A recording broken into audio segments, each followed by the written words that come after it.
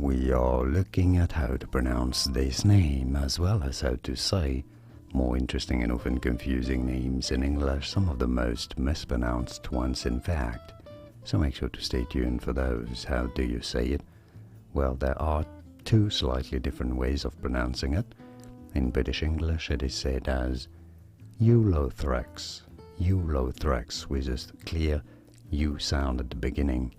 Ulothrix in British English. In American English, however, it is generally said as Ulothrix, Ulothrix, or Ulothrix. And now you know.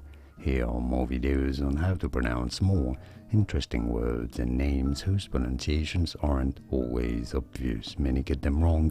You won't after watching those. I'll see you there to learn more. Thanks for watching.